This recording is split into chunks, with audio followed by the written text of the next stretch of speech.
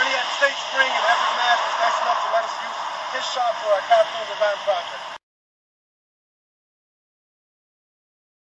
This is Bernie at State Spring here in Everett, Mass. He's going to talk a little bit about what he does here and what type of operation he has. Hi, I'm Bernie. I own State Spring. Been in business since 1930. We took over the third generation. I'm most concerned if we do undercar work, front ends, brakes, exhaust, spring work. I do Curtis snow plow and fishery repair. Basically, you come here for quality, and you come in once and you don't come back, there's another problem with it. Great. Great. What are your hours of operation? Yeah, we have from 7:30 to 5, Monday through Friday, 7:30 to 12 on Saturday. Okay. What's the address here? 447 2nd Street, Everett, Mass. What's the phone number? It's 617-387-1100. It's right up here, yeah. Make sure you film that up there. I thought you had it. We're going to walk right into the office now here with Bernie. And, I thought you had it. So we're in the inside office now, and as a customer, Bernie, what type of repairs can I expect you to do on my vehicle here? Well, like I was saying before, we do complete front ends. Anything to do with front end, we do with power steering. We do oil changes and service maintenance, obviously. Great. So, shocks and struts, ball joints, anything suspension related. Yeah, anything suspension related. Great. Leaf springs. Okay. And is there anything that you really specialize in that's your forte? Well, that is my forte. There it is, just on suspension. Yeah. There it is. We don't do tune-up work. Okay. No.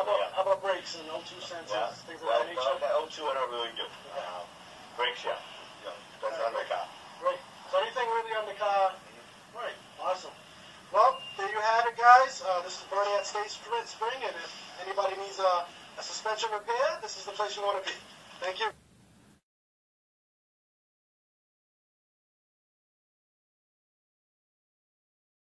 Hi, my name is Larry Farnesky. Capstone for business airstate out of Spring. Specialized in steering and suspension wheel alignment. A little history on me, I started here when I was in high school. Went into the military, went into the Army, went into a mechanical school there. When I got out of the Army, I came to work in the business here and been running it for about 40 years.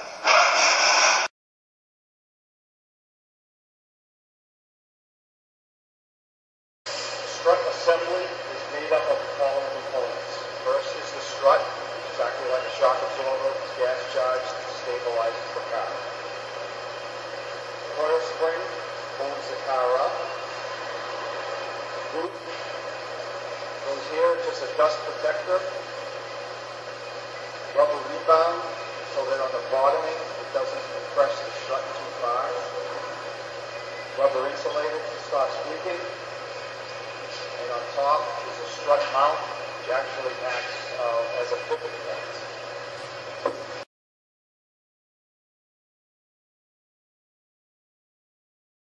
What we're going to do right now is I'm going to show you the assembly process of how you assemble a strut inside the coil spring compressor tool.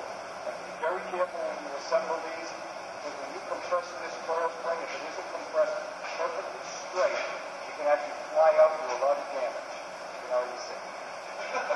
Okay, first thing we do is you take the coil spring and you place it inside the coil spring compressor tool.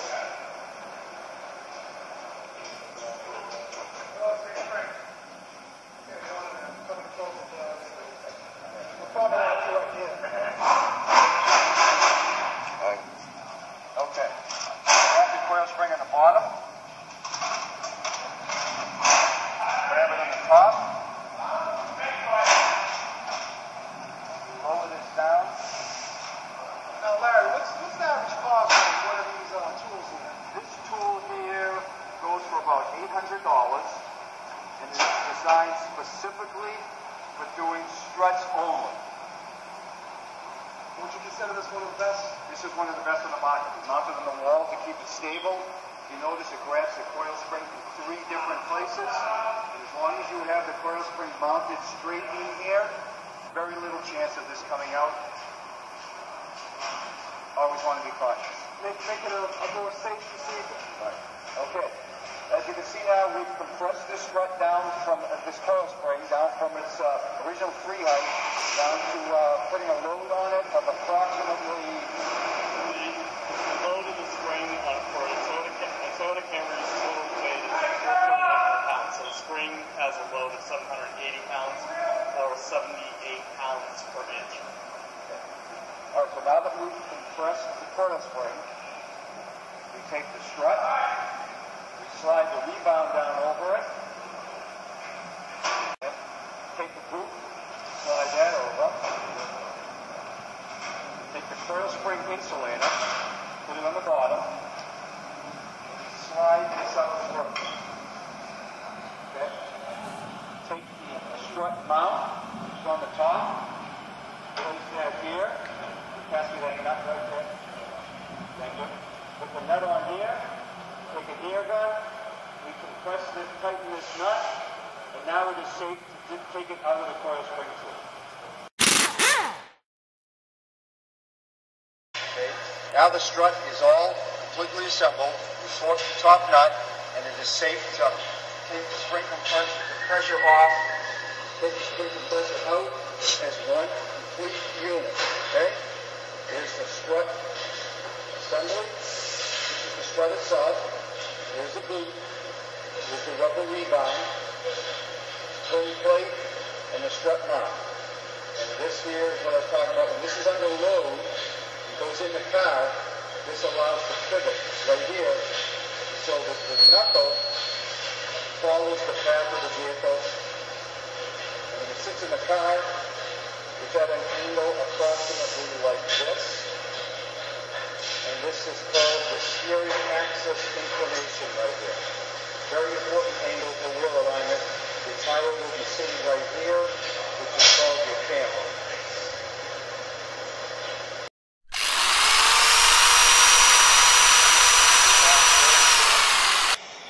Attached to the lower knuckle. And if you notice these holes in there are perfectly round. So when you bolt this onto the knuckle, the grade 8 fastening bolts, it becomes one piece and there is no adjustment in here. So the problem with the strut suspension cars is if you change the height of the vehicle, which changes the alignment, there's no way to correct for that.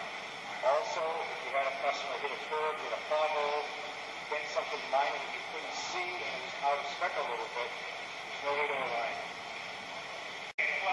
Boot came out with a strut cam bolt. If you want to zoom in on this, I'll show you what this is. It's an attaching bolt that has a cam built into it so that you replace the original bolt with this, and as you turn this, it brings the knuckle in and out, and now you can set your alignment.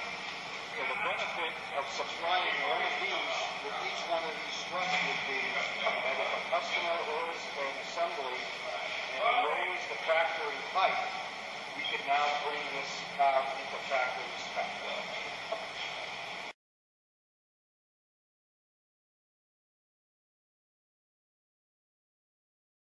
Also, when they want to make a show car, they will lower the ride height, and instead of the wheels sitting perfectly straight, perpendicular to the ground, a camber will be made negative, which will tilt the wheel in anywhere from, say, 5 to 15 degrees.